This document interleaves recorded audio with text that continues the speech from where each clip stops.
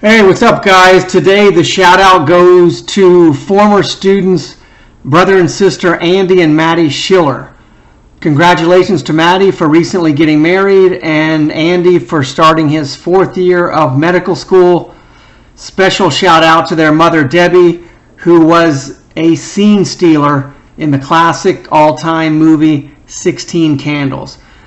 Okay guys, today we're going to solve an equation by factoring again, just like the last video, except a little bit different as far as the original problem goes.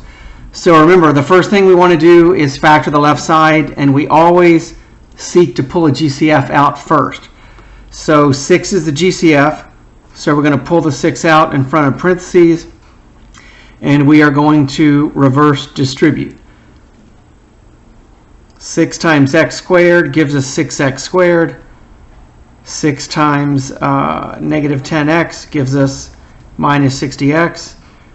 And then 6 times negative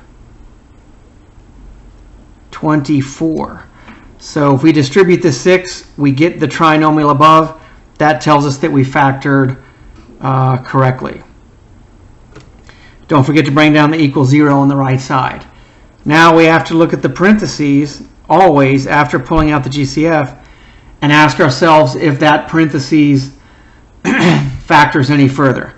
And it does. So most students will forget to bring down the 6 here. That's why you should bring it down first rather than after you do the factoring.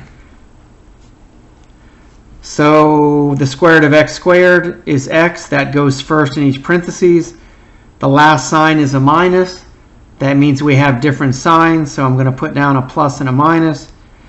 Factors of 24, 1 and 24, 2, 12, 3, 4, oh, my bad, 3, 8, and 4, comma 6.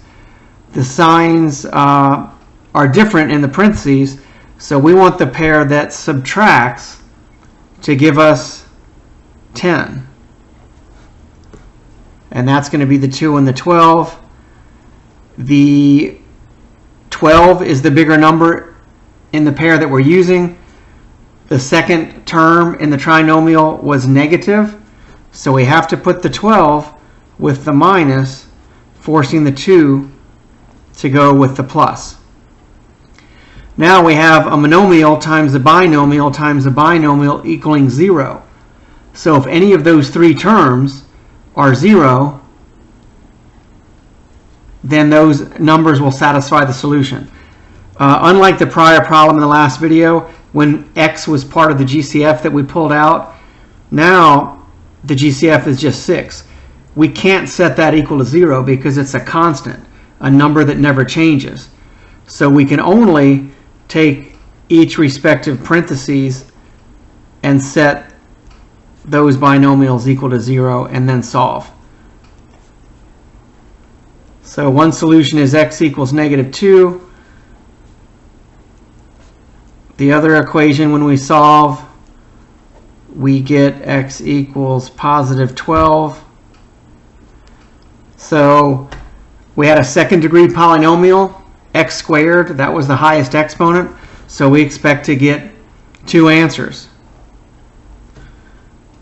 There we go. Guys, if you're enjoying the videos, feel free to subscribe if you want. That would be great.